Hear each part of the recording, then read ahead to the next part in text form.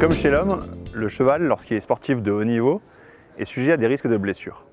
Le cheval de complet, qui est un athlète multidisciplinaire, est peut-être encore plus sujet à ces blessures. Aujourd'hui, nous allons faire un focus sur la tendinite, qui est une des pathologies les plus fréquentes. Pour cela, je vais être accompagné de Nicolas Touzin et Olivier Geffroy, qui est son vétérinaire traitant.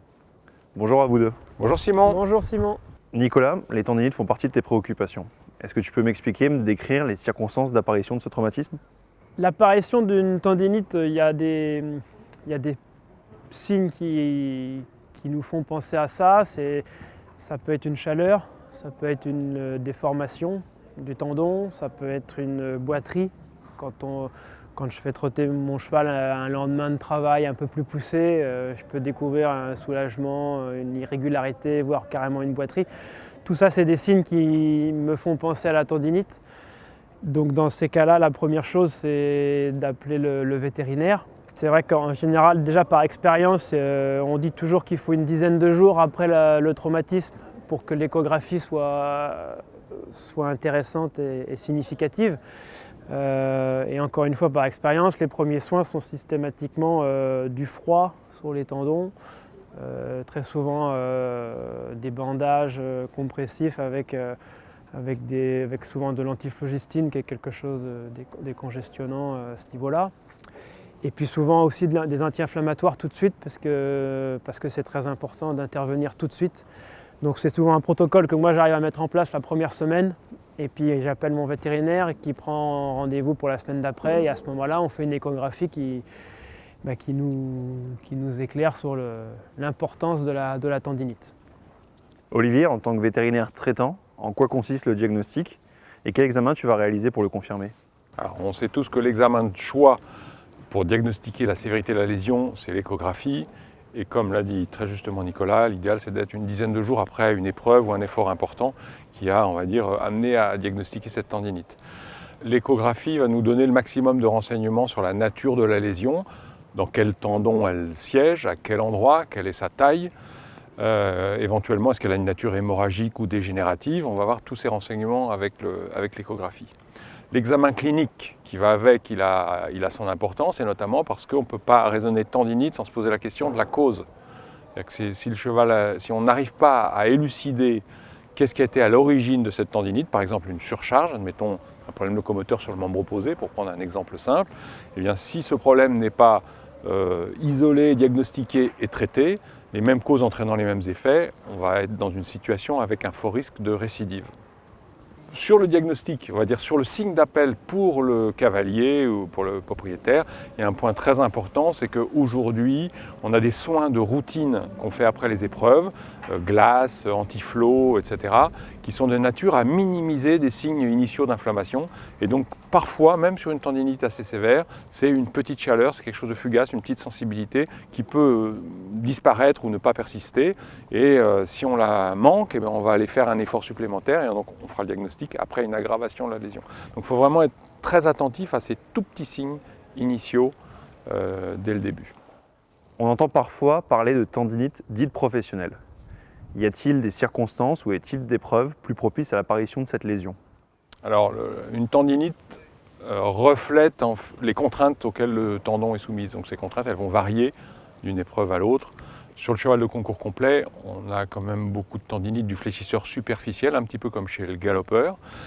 Par exemple, un cheval de dressage, qui est un cheval qui a travaillé très rassemblé, avec beaucoup de poids sur l'arrière-main, qui sont des chevaux assez lourds, vont fortement solliciter leur suspenseur du boulet et vont donc facilement avoir des affections du suspenseur du boulet sur les postérieurs. Enfin, si on revient sur le cheval de concours complet, eh bien, ces contraintes, elles vont pouvoir dépendre aussi, par exemple, du modèle. On sait que des chevaux qui ont des problèmes, des aplombs défectueux, vont solliciter l'une ou l'autre des branches du suspenseur et peuvent avoir des tendinites sur les branches du suspenseur. On sait que des chevaux qui ont un aplomb long ou bas jointé sur les postérieurs, eux aussi sollicitent fortement leur suspenseur et pourraient avoir des tendinites sur les suspenseurs postérieurs, enfin des desmites si on veut être absolument dans le purisme des termes. Mais le cheval de concours complet, c'est un cheval qui galope vite sur des terrains variés, et donc la lésion la plus souvent rencontrée, c'est la tendinite du fléchisseur superficiel du doigt sur les antérieurs. Si on s'intéresse à la typologie des lésions, pour aller à un extrême, on prend le jeune galopeur, un cheval qui a 2 ans, qui a 3 ans, qui a des tendons très élastiques, lui va faire une lésion hémorragique, c'est vraiment traumatique, c'est l'hyperélongation. Et puis après, si on va dans les sports équestres, on a des chevaux qui ont plus d'âge, et souvent plus sont vers le haut niveau, plus en d'âge, et on peut avoir un vieillissement des tendons avec des lésions qui vont être plus dégénératives.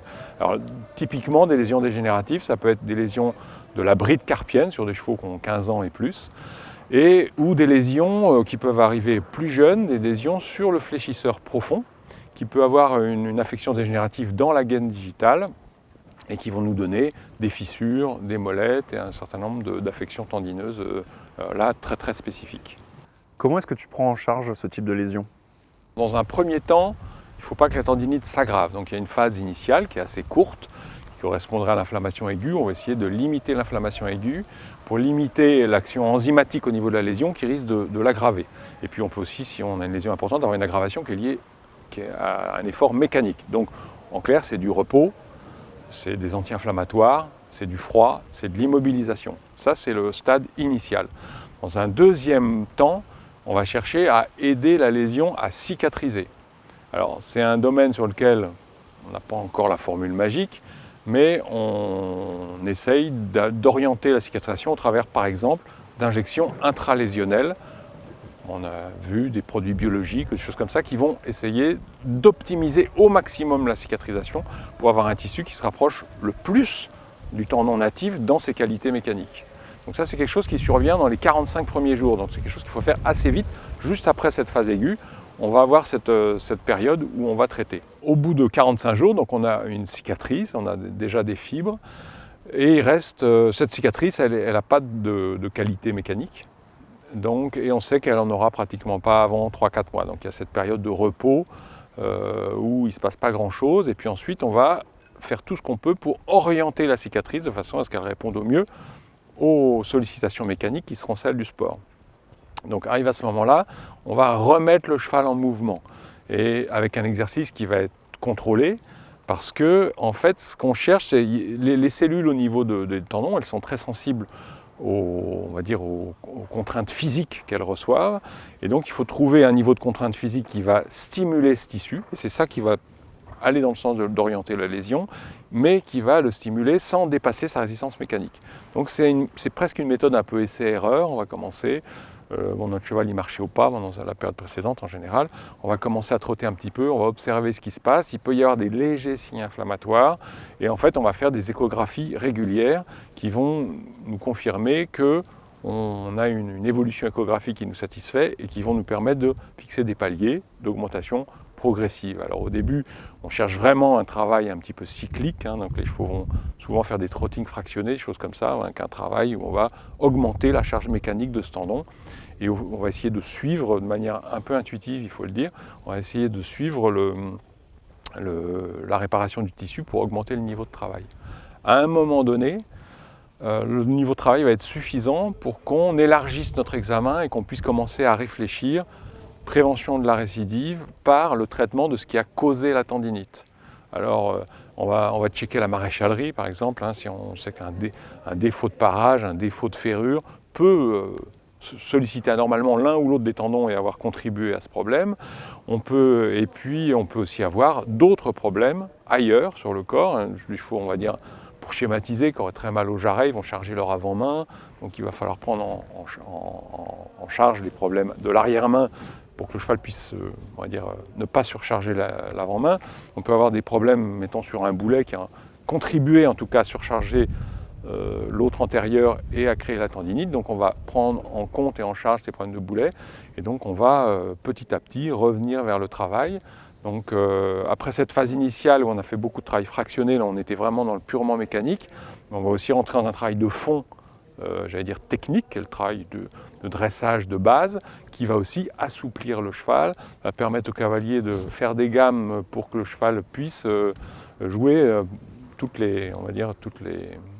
repasser par toutes les phases de sa proprioception, protéger sa lésion, etc. Nicolas, est-ce que pour toi, une tendinite signifie forcément la fin d'une saison, voire même parfois la fin de carrière pour un cheval?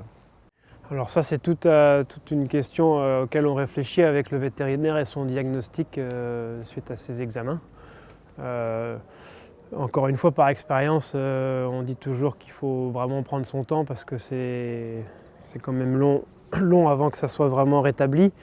Après, c'est toujours pareil, si ça a été pris à temps, comme on dit, et puis si la lésion est légère, le temps de convalescence sera plus court.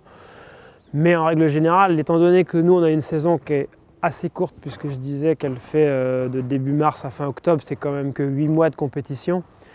Donc si ça arrive même en début de saison, il reste peut-être plus que 5-6 mois. Donc c'est quand même assez souvent la saison qui est terminée, sauf si c'est vraiment très léger et que c'est très tôt dans la saison. Mais étant donné qu'on n'a que 8 mois de concours, si on veut faire les choses bien et pas prendre de risques, on attend souvent la saison suivante. De façon exceptionnelle, ça peut aussi être l'occasion de décider la fin de carrière d'un cheval. Merci à vous deux pour ces explications. Avec plaisir et merci. Avec plaisir, merci Simon.